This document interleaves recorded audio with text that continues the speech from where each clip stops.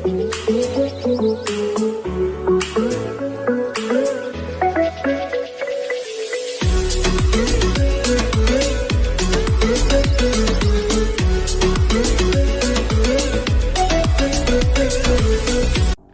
so good morning everyone. How today so far?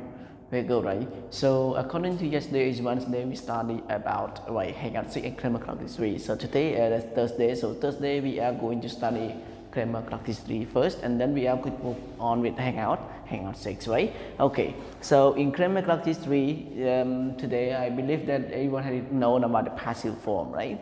So I've already known about the passive sentence is talking about the sentence as I mean the action is done to the ob or to the subjects, right? So in short, I have already told you in short like that, right?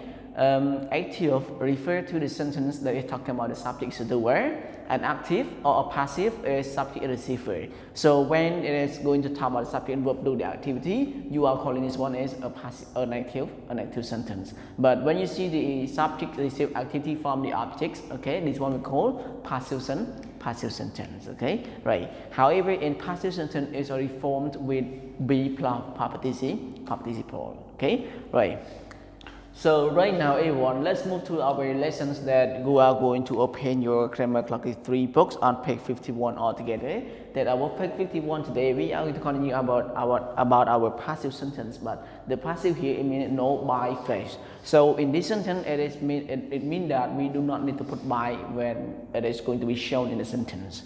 So in order to know this one clearly, we are going to look at the example or look at the meaning of this one first, okay, right? So it means that the doer of passive verbs can be named, okay, right? Okay, can be named. So name here it is a must, okay, can be named with by plus the do plus the doer, okay. The by phrase is used only when it is necessary to know who does the action, right? So in short, you can say that if you know the person who does the activity, you can put the word by that person.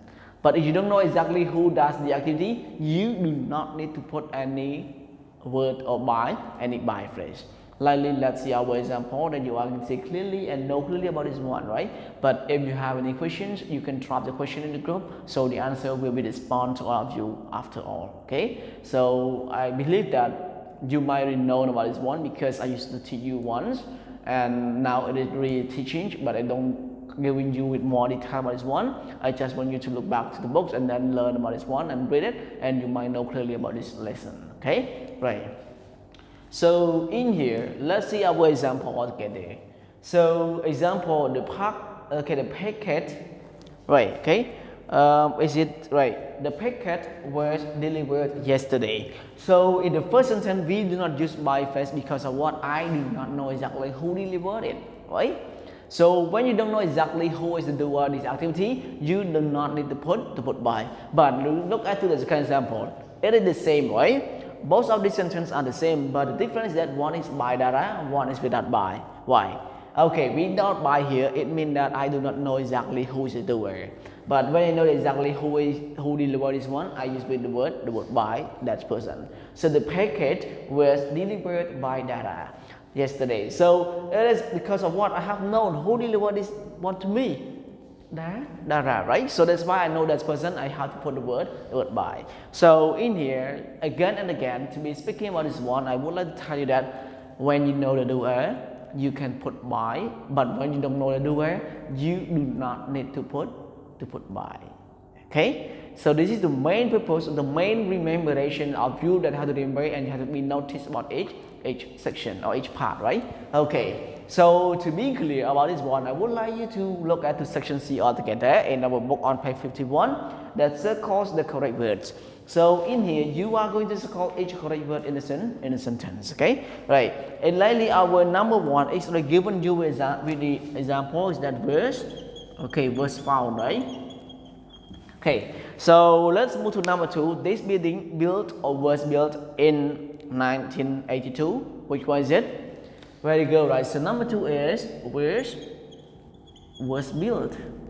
Okay, and after number 2, it is going to be number 3. English doesn't speak or is spoken in that country. What is it? Very good, right? Isn't spoken. Okay, and after number 3, let's move to number 4. All the chocolate cake was ate or was eaten. Which one is it? Right, okay, number 4 is was eaten. Okay, and after number 4, let's move to number 5 altogether. That the houses built or were built 100 years ago. Which one is it?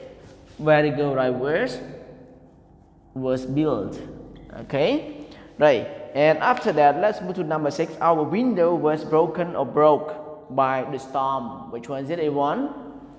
Very good, right? Was broken. Okay, and the last one is all songs are sung or sang on this holiday. Which one is A1? Very good, right? Are sung, okay, on these holidays. So I believe that everyone you might know clearly about the passive sentence. So in short, I would like to brief you in shortly that active refer to the subject is the doer, passive refer to the subject is receiver. Okay. However, we put the word by unless we have already known about the person who does the activity. Like I know you do, I put by, but I don't know you do, I don't put the word by. Okay, so this is the step that we are going to recognize, and we have to use this one in order to make the passive sentence, right? Okay, so right now this also time's up, and please everyone enjoy your break time.